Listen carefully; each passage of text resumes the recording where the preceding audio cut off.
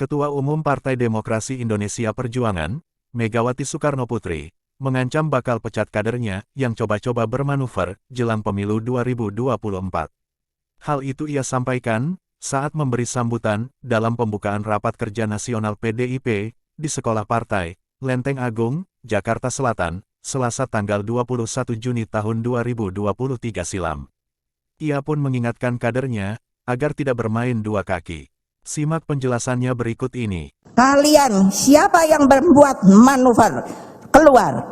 Karena apa? Tidak ada di dalam PDI Perjuangan itu yang namanya main dua kaki, main tiga kaki, melakukan manuver. Kenapa? Karena saya diberi oleh kalian sebuah hak yang namanya hak prerogatif. Hanya ketua umum yang menentukan siapa yang akan menjadi calon presiden dari PDI Perjuangan.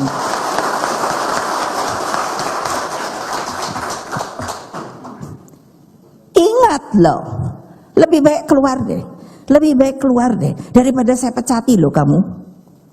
Saya pecati loh. Biar aja ini kan dikasih hasil ini terbuka Bu. Biar saya pikir semua orang biar tahu.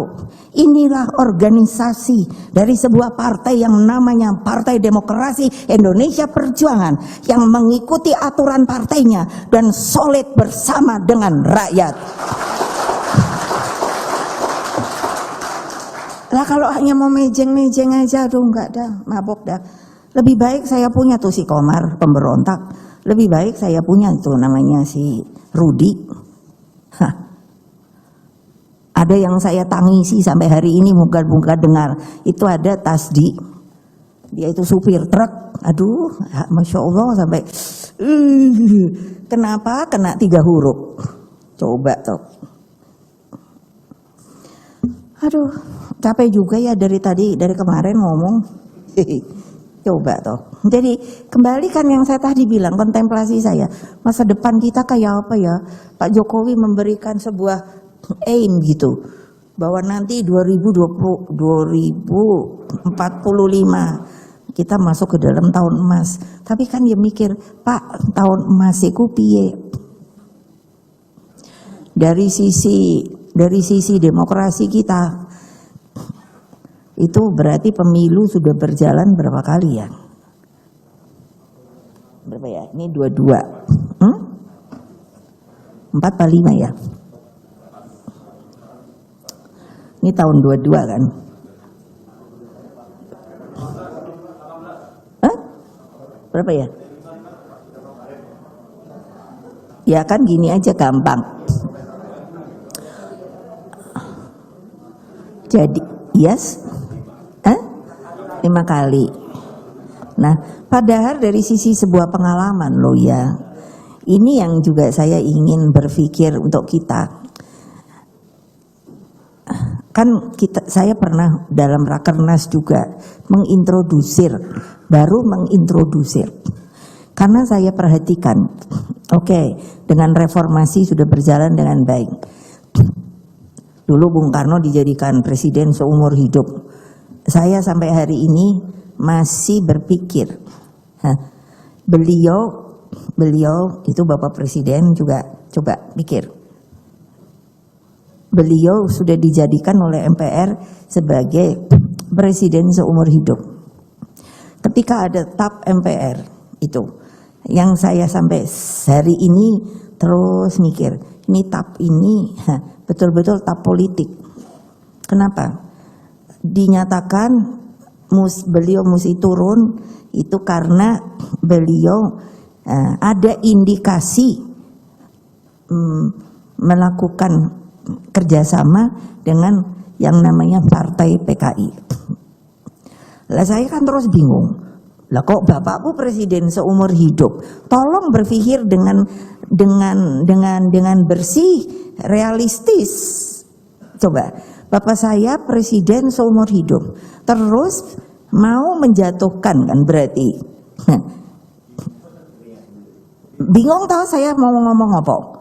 Menjatuhkan siapa? Lah, makanya kan ada yang jawab dirinya. Lah yang ngapain toh? Coba pikir kalian nih, kamu orang-orang yang pinter. Pikir mikir. Karena menurut saya tidak mau republik ini hanya dimainkan dengan namanya politicking. Politicking itu apa? Politik praktis. Nah, bayangkan, itu TAP MPR loh, Majelis Permusyawaratan Rakyat. Hebat menurut saya. Lah tapi kok ngono yo? Jadi jangan uji coba deh. Kalau benar seperti apa janji yang presiden mengatakan kita arahnya tepat ke depan, maka 2045 itu pasti kita akan masuk ke Indonesia Emas. Dan saya yakin kok, tepuk tangannya aja nggak semua. Jadi artinya ada yang nggak mikir, ada yang nggak ngerti. Iyalah, coba. Jadi kan bayangkan, beliau aja mikirnya itu sudah begitu loh. Aduh, saya pikirnya mau diganti lagi opone toyo gitu. Lah kapan majunya? Kapan majunya? Oleh sebab itu dalam Rakernas tahun berapa ya? Saya mengintrodusir dengan perkataan begini. Kalau presiden itu dari presiden, lah kan boleh dong.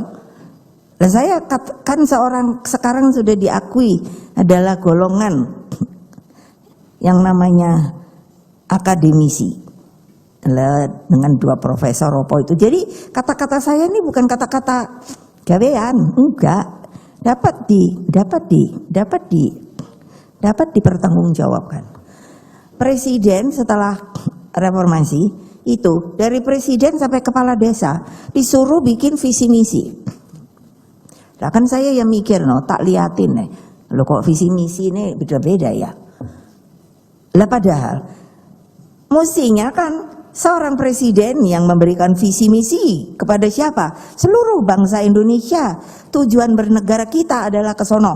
Kalau kayak kapalnya menuju ke sana. Nahodanya nggak ada macam-macam, only one. Karena kita adalah sistem presidensial, bukan sistem parlementer. Ingin saya tegaskan, itu mestinya di-quote dengan benar oleh media. Kita sistemnya adalah presidensial, bukan sistem parlementer. Akibatnya kan saya suka bingung loh Bapak Presiden. Kok bilang koalisi. Tidak ada. Kalau kerjasama, yes. Kenapa?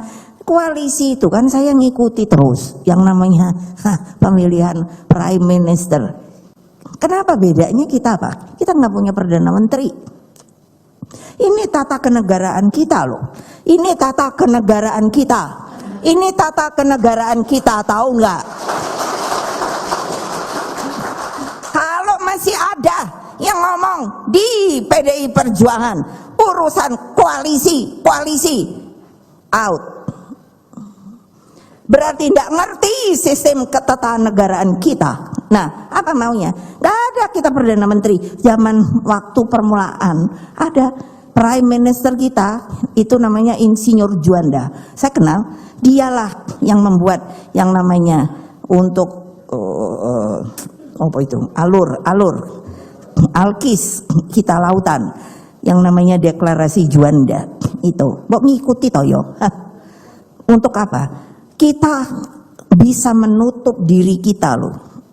Artinya kalau tidak, karena kita tanah dan air, maunya orang. Jadi harus ada supaya kalau ini pulau, jadi ada seperti laut bebas. Kebayang nggak kalau semua kapal asing segala opo-opo masuk situ liwat-liwat seenak-enak dewe. Jadi nggak bisa, tertutup kita sebagai sebuah negara tanah air. Itu geopolitik. Nah, jadi mbok yang ngerti yo orang partai bahwa nggak ada koalisi, yang ada kerjasama. Kenapa? Kalau itu saya ikuti. Kalau yang sudah menang majority ada dari oposisi kan gitu. Itu mau ngikut umpamanya. Itu mesti pakai hitungannya. Suaramu piro, kursimu piro, maunya jadi opo. Di kita kan enggak. Kita enggak. bukannya saya apa, ini kritik membangun loh. Jangan nanti saya diguling-guling, digoreng-goreng. Enggak, ini tata pemerintahan dan tata kenegaraan Republik Indonesia loh. Saya udah nggak tahan. Lagi kok kenapa jadi begini ya? Ngomongnya enak kok, ini sih orang gini ya toyo karpe.